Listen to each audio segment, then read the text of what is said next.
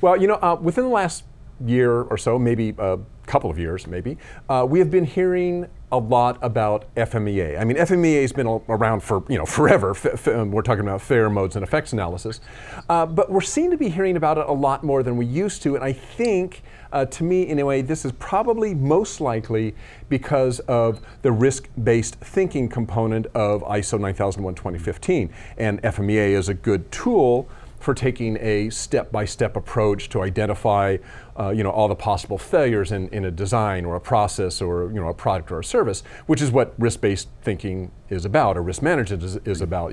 It's about identifying possible failure points and addressing them. So I think that's probably why we keep hearing about FMEA and similar tools. Now, there's a lot of ways to do FMEA and to visualize it.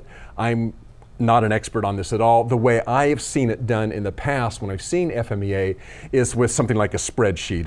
It's a table that lists the risks down the side, and then across the top in the columns you've got your effects, maybe your severity, mitigation steps, that sort of thing. Those go across the top. So kind of pretty straightforward. It's a table. But there is a different way to visualize FMEA, and here to share that method with us is Chuck Boots, Technical Pre-Sales Consultant for Siemens PLM. Hi, Chuck. Hi, Mike and Dirk. How's it going today? Pretty good. Okay, so as I said, I'm not an expert on FMEA, so just to kind of set the tone, can you just kind of really briefly give a description of what FMEA is really? I mean, just kind of briefly describe what we're talking about here.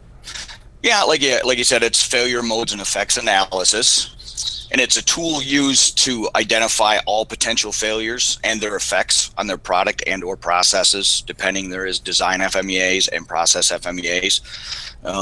Once you identify them, then you put controls in. It uses a rating system based on severity, occurrence, and detection, and then it comes out with a RPN, or risk priority number, and from there you determine your high levels, which ones need either a redesign, more controls put in. So that's the basic concept behind an FMEA. It really looks from the beginning, cradle to grave is what I call it, from design all the way to your customer has it in their hand. You've identified all possible defects and failures, and you've put controls in to mitigate those risks. So it's a way kind of prioritizing what your risks are, so to address first, that sort of thing?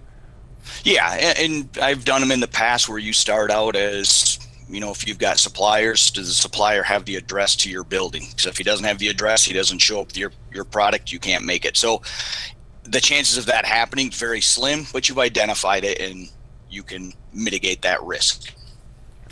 So Chuck, Dirk mentioned this in his intro, and I agree with him. I mean, mostly when we've seen FMEAs, we've seen it in a spreadsheet or kind of a table of some sort, but Siemens uses something called a tree structure FMEA. So maybe you can describe a little bit what that is. Yeah, and I'm in the same boat as you guys. I'm no spring chicken. I've done many Excel spreadsheets of FMEAs. The software here does use a tree structure.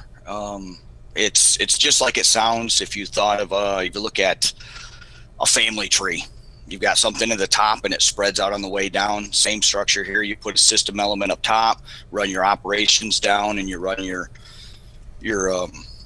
requirements. Yeah, I think we even have a slide that we can put up. Yeah. If you have it, you can throw that up. It gives you an idea. I don't know how well you can see that, but on the left, upper left corner is actually the tree structure. And you'll see on the right-hand side is in the form. So at the end of the day, AIAG calls out as well as VDA calls out. It has to be in this form. You build it in the tree, and then it gives you the opportunity to drag and drop. It makes you can look at it very quickly, see the parent-child relationship between everything. But when you're all said and done, you've built that tree, you can put it into a VDA form. And our current software right now has a it's version 3 and version 4, 19649. So it's just a click of a button. It's a lot easier than the old Excel spreadsheets. And what are some of the advantages of a tree structured FMEA? Well, one, like I said, I already said, actually, got jumped ahead of myself. But if you look at the tree structure, you can see everything quickly. It's right there and it goes up and down. Whereas in the old Excel spreadsheets, you're scrolling across from left to right, up and down. And then also in the tree structure, you can see the parent child very easy. You can use drag drop. So if you want to drag an effect up to a cause, you can do it very quickly. A lot easier than doing it in the old form spreadsheets. And this is an electronic thing, obviously. I mean, is it standalone, or does it tie into other electronic processes, electronic documentation that a company might use? Yeah, so actually another beauty of this, and I've been caught on this many a times in audits, you update your FMEA, but it's manually dependent to go update the control plan or the process flow or an associated inspection plan. Where in this, you can connect everything, it's all linked. So if I make a change to the control plan, it automatically, if I've got the set right, it automatically update all my FMEA, process flow, inspection plan, any document that's linked to it inside the system. It either asks you if you want to update it, or it'll update it automatically for you. So that's a common thing that happens, is you'll have these spreadsheets and they're great. The thing is, I look at a spreadsheet as kind of a static document. If it just sits there, you create it, a lot of work goes into it, but it just sits there. In the system, it's now a living document. So any update to it goes out and touches everything else and updates it for you. Okay, so this could tie into your document control system for procedures, for test procedures, that sort of thing as well, or am I getting a little bit too granular? Nope. No, that's right. It'll go out to your inspection planning. If you have an inspection plan set up to it, all your change management process, everything is tied in together. And if you set it out for a global company, you can actually build an FMEA at a corporate level. And if one plant updates it and it's a nice process and it makes things better, they can push it back up to the corporate. Corporate can look at it and say, hey, this could fit at all of our other facilities, and push it down. So the guy in China knows what the guy in Utah is doing. And if I'm not saying eliminate, but you can minimize the risk of the same failure happening in both plants at two different times, because you've spread that information quickly. It's not just an email that might or might not get read. It's an actual action item that someone has to respond to. That was going to be my next question. So this isn't just the tree structure. I mean, there's notifications and so forth, responsibilities that can be assigned, that sort of thing. Yes, it actually will assign it to someone. You can put a date on it. Say, I want a response back in 24 hours.